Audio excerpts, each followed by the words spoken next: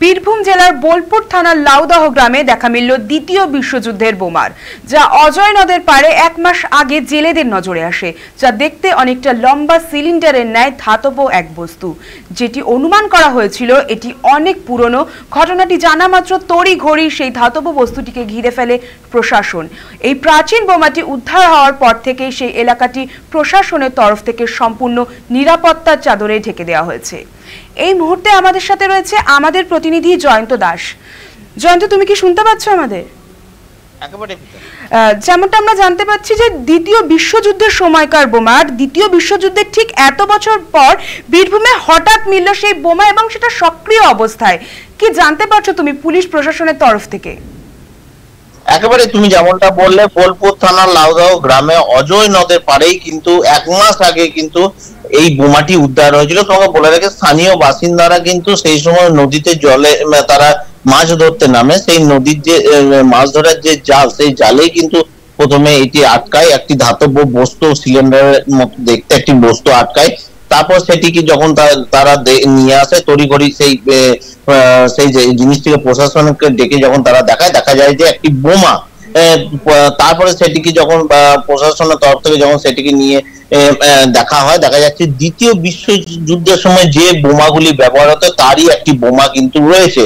এবং তোমাকে জানিয়ে রাখি, শুধু এই মৌরাক্ষী নদীর উপরে এই প্রথম নয়, এর আগেও কিন্তু গত কয়েক বছর আগেও কিন্তু এরকম পাওয়া গেছে। কিন্তু সেই বোমাগুলি কিন্তু বলা যেতে পারে যে সেগুলি কিন্তু পরিত্যক্ত অবস্থায় পড়েছিল। কিন্তু এই বোমাটি যখন আজকে তাকে নিষ্ক্রিয় করা হলো, তার আওয়াজ কিন্তু তার যে আওয়াজ তা কিন্তু আশেপাশে যে গ্রামগুলি রয়েছে সেই গ্রামগুলিও কিন্তু কেঁপে গেছে, এমনটাই কিন্তু ওখানকার স্থানীয় বাসিন্দাদের বক্তব্য।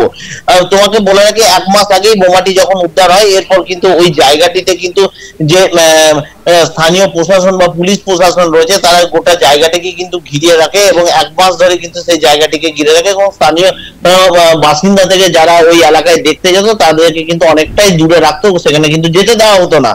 আজকে কেন্দ্র বাহিনী আসার পরে কিন্তু সেই বোমাটিকে কিন্তু নিষ্ক্রিয় করা হয়েছে, সেই জায়গাতেই কিন্তু নিষ্ক্রিয় করা হয়েছে। এবং যখন নিষ্ক্রিয় করা হয় বেশ অনেকটাই দূরে কিন্তু তারা ব্যারিকেড করে যে গ্রামের লোক বা যারা দেখতে আসছিলেন তাদেরকে অনেকটাই দূরে আটকে দেওয়া হয়েছিল। এবং যখন বোমাটি নিষ্ক্রিয় করা হয় তার যে তীব্রতা কিন্তু অনেকটাই ছিল, এমনটাই কিন্তু বলা হচ্ছে। এবং স্থানীয় যারা বাসিন্দা রয়েছেন তারা কিন্তু অনেকটাই আতঙ্কিত রয়েছেন। এবং তারা বেশি যেটা আতঙ্কিত রয়েছেন যে এতদিন ধরে যে তাদের গ্রামের পাশে বোমাটি ছিল, যদি কোনো বিস্ফোরণ হতো সেক্ষেত্রে কি হতো সেই নিয়েও কিন্তু আতঙ্কিত রয়েছে। কারণ দ্বিতীয় বিশ্বযুদ্ধের সময় বোমা এতদিন ধরে তাদের গ্রামের পাশে ছিল, তারা কিন্তু একবারের জন্য বুঝতে পারেনি যদি কোনো রকম সেটি ফেটে যেত তাহলে সেক্ষেত্রে কি হতো সে নিয়েও কিন্তু তার মনের মধ্যে কিন্তু একটা আতঙ্ক তাদের কিন্তু কাজ করছে।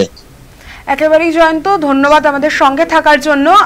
আমরা যেমনটা জানতে পারছি যে এই ঘটনা ঘটার পর, বোমা নজরে আসার পর স্থানীয় মানুষকে সেই জায়গা পরিত্যাগ করতে অনুরোধ করা হয়। 1 মাস পুলিশি পাহারায় ছিল এলাকাটি। প্রশাসনের তরফে আজ 1 মাস পর কেন্দ্রীয় বাহিনীর তত্ত্বাবধানে বোমাটিকে নিষ্ক্রিয় করা হয়। এত প্রাচীন বোমার আজও সক্রিয়তা দেখে রীতিমতো হতবাক গ্রামবাসী। বোমাটি নিষ্ক্রিয়করণের ফলে ভয়মুক্ত হন স্থানীয় গ্রামবাসীরা। সকলেই প্রশাসনকে সাধুবাদ জানিয়েছেন।